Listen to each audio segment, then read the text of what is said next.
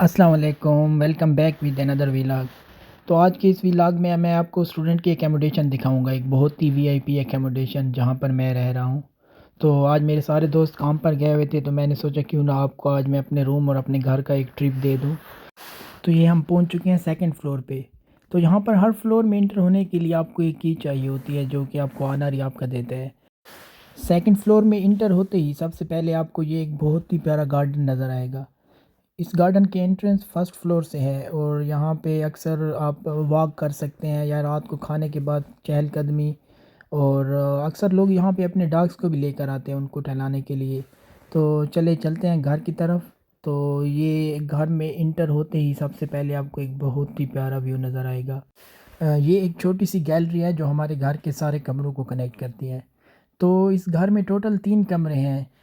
सबसे पहले ये फ्रंट वाला ये मेरा है और ये एक लेफ़्ट साइड पे आपको एक कमरा नज़र आ रहा है और यहाँ पे एक ये सामने आपको नज़र आ रहा है। इस घर में टोटल 2 वॉशरूम है। ये एक कॉमन वॉशरूम है जो 3 से 4 लड़के ये यूज़ करते हैं और इसके अलावा दूसरा मेरे रूम में है, वो मैं आपको दिखाऊँगा। तो ये है एक बहुत ही प्यारा और काफ़ी स्पेशियस कॉमन वॉशरूम। तो यहाँ के वॉशरूम की एक बहुत ही बुरी बात यह है कि यहाँ मुस्लिम शावर्स नहीं होते। तो भाई वॉशरूम अटेंड करने के बाद हमें टिश्यू या वाइप्स का इस्तेमाल करना पड़ता है। चलते हैं अब मेरे रूम की तरफ।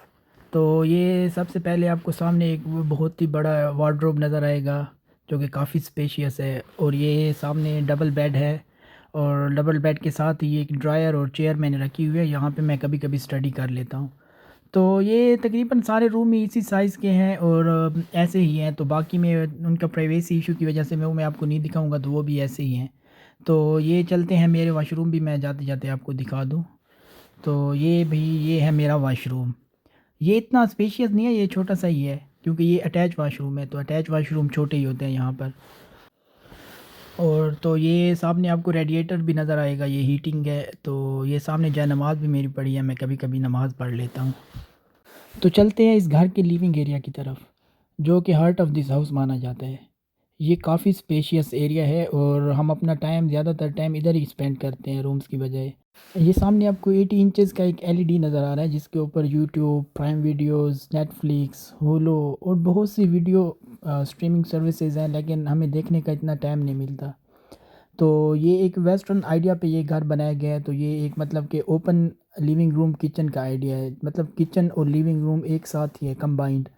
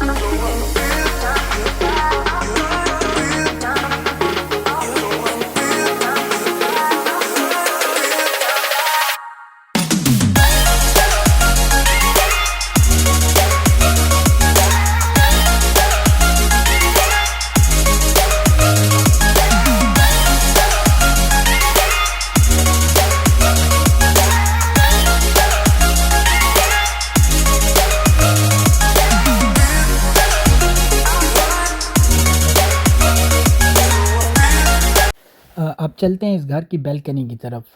तो यहाँ ये एक बहुत ही प्यारी एक छोटी सी बैल्कनी है जहाँ आप बैठकर बहुत ही प्यारे नज़ारे एंजॉय कर सकते हैं। और सुबह सुबह अगर आपने ब्रेकफास्ट करना हो तो यहाँ बैठकर आप ब्रेकफास्ट करें, आपको मज़ा ही आ जाएगा। ये सामने आपको एक जाली नज़र आ रही है, ये हमारे ऑनर ने हमें सख्ती से मना किया हुआ है कि इसको नहीं छेड़ना, क्योंकि सुना है कि यहाँ पे बहुत ख़तरनाक कोई परिंदे होते हैं जो अंदर आ जाते हैं, लेकिन हमने तो ऐसा अभी तक नहीं देखा। तो चलिए अब बात करते हैं इसके रेंट की।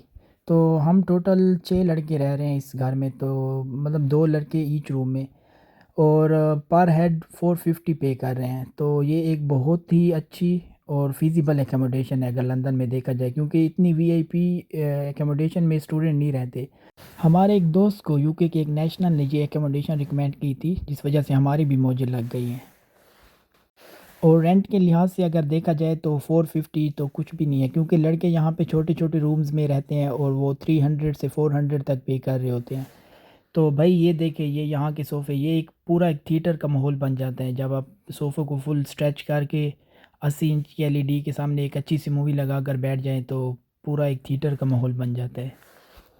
यूके में एकोमोडेशन के मुतालिक अगर आपका कोई भी क्वेश्चन हो तो आप कमेंट में मेंशन कर दीजिएगा। उम्मीद करता हूँ हमेशा की तरह मेरी ये वीडियो भी आपको बहुत पसंद आई होगी। मज़ीद वैसी वीडियोस देखने के लिए मेरे चैनल को सब्सक्राइब करें।